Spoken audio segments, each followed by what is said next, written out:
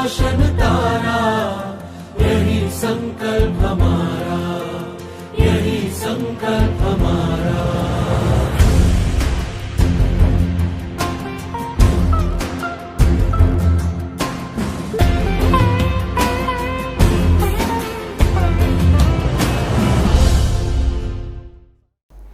नमस्कार दोस्तों, छत्तीसगढ़ राज्य विधिक सेवा प्राधिकरण बिलासपुर की ओर से चलाए जा रहे इस जन चेतना कार्यक्रम में मैं मयंक सोनी, सचिव जिला विधिक सेवा प्राधिकरण मुंगेली की ओर से आप सभी का अपने इस YouTube चैनल में हार्दिक स्वागत करता हूं।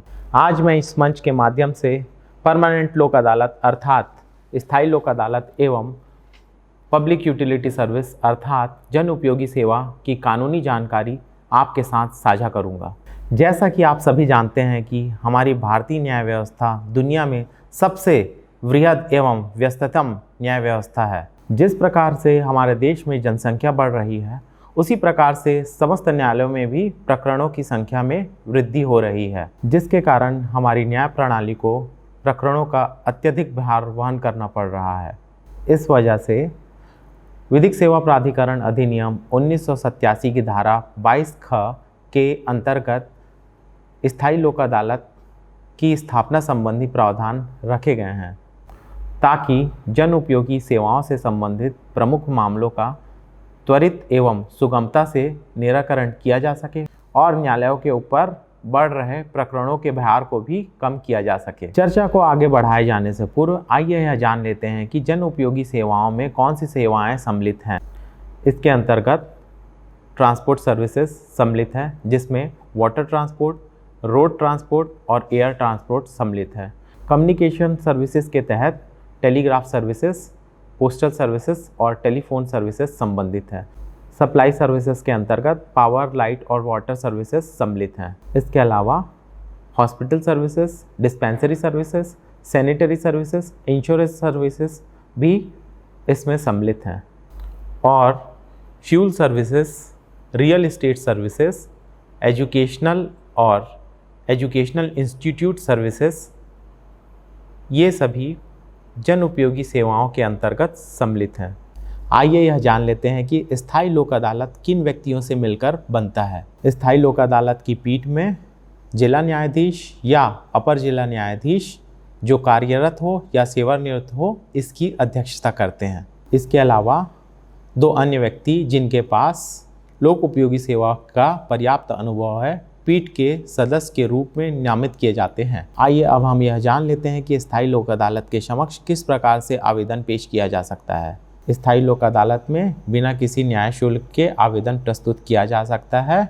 ऐसे आवेदन राज्य विधिक सेवा प्राधिकरण के वेबसाइट से भी प्राप्त किया जा सकता है। साथ ही साथ जिला विधिक सेवा प्राधिकरण के कार्यालय एवं जन उपयोगी सेवाओं के कार्यालय से भी प्राप्त किए जा सकते हैं। वर्तमान समय में स्थायी लोक अदालत को 1 करोड़ रुपए तक के जन उपयोगी सेवाओं से संबंधित मामलों के अधिनिर्णय पारित करने की अधिकारिता है। 20 मार्च 2015 के पूर्व प्रत्येक स्थायी लोक अदालत की श्रवण क्षेत्राधिकार 10 लाख रुपए की थी, परंतु इसे 2015 के पश्चात 1 करोड़ रुपए कर दिया गया है। स्थायी लोक अदालत पक्षकारों को भारी कोर्ट फीस से एवं समय लगने वाले कानूनी प्रक्रिया से परे जाकर सुगमता एवं सौहार्दपूर्ण तरीके से न्याय प्राप्त करने का अवसर एवं अधिकार प्रदान करती है। स्थायी लोक अदालत पीड़ित पक्षकार से संबंधित आवेदन एवं संबंधित दस्तावेज प्राप्त करने के उपरांत रजिस्टर डाक के माध्यम से विरोधी पक्षकार को उक्त आवेदन व दस्तावेज प्रेषित करेगी। तदनुपरांत अपोजिट पार्टी उसका उत्तर देंगे।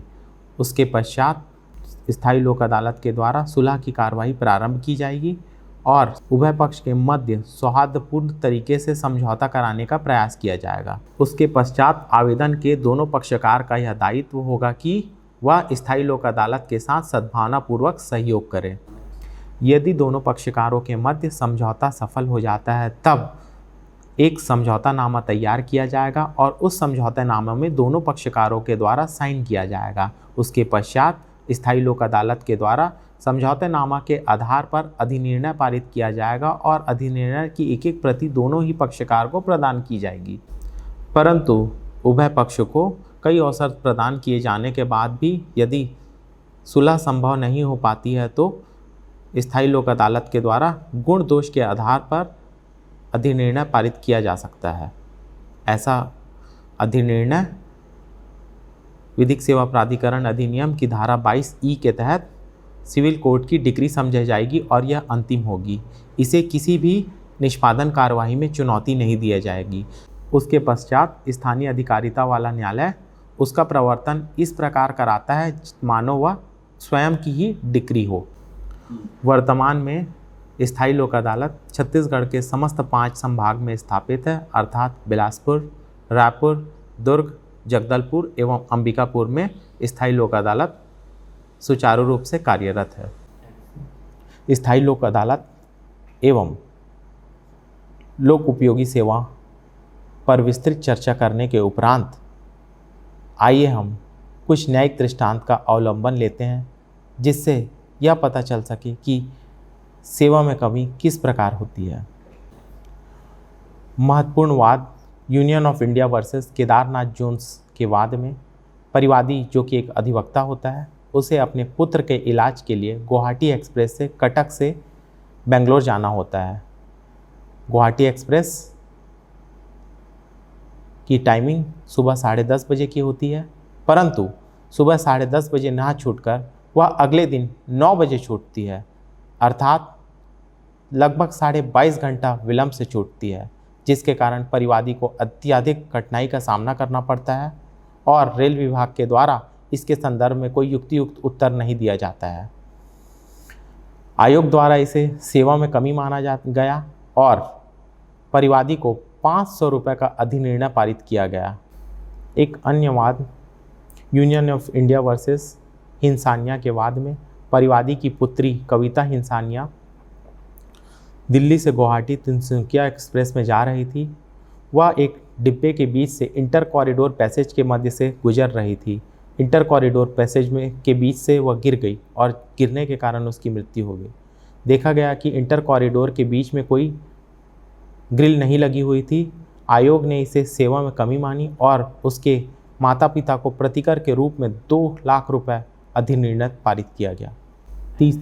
तीसरा वाद विद्युत सेवा में कमी से संबंधित है। हरियाणा SEB बनाम TR पोल्ट्री फार्म, इसमें परिवादी TR पोल्ट्री फार्म का मालिक होता है और उसने हरियाणा SEB कंपनी से बिजली ली हुई होती है। अचानक ट्रांसफ़र ख़राब हो जाता है और 15 दिन तक के पोल्ट्री फार्म में बिजली चली जाती है।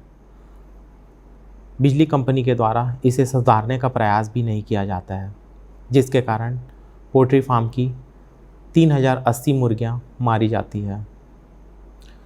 पुनः कनेक्शन प्राप्त करने के लिए बिजली कंपनी के द्वारा 12,560 रुपये की मांग की जाती है, जिस पर परिवादी ने आपत्ति के सहित उक्त राशि का भुगतान कर दिया रहता है।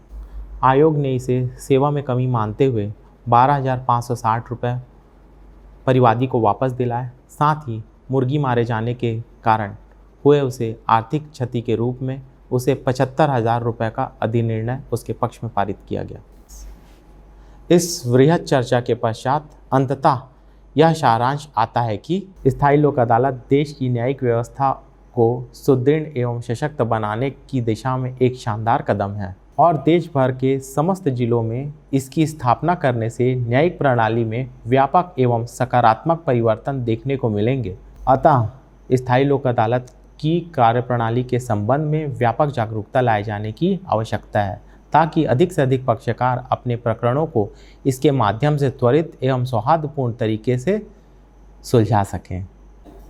धन्यवाद दोस्तों। यदि मेरे द्वारा दी गई जानकारी आपको उपयोगी लगी हो तो इसे लाइक करें, अधिक से अधिक शेयर करें और बेल आइकन को प्रेस करें, ताकि इस प्रकार की जानकारी आपको भविष्य में भी प्राप्त हो सके। इस टॉपिक से संबंधित यदि कोई प्रश्न हो तो कमेंट्स बॉक्स में लिखें, या अन्य टॉपिक में कोई विधिक जानकारी चाहिए हो तो भी कमेंट्स बॉक्स में लिखें। धन्यवाद।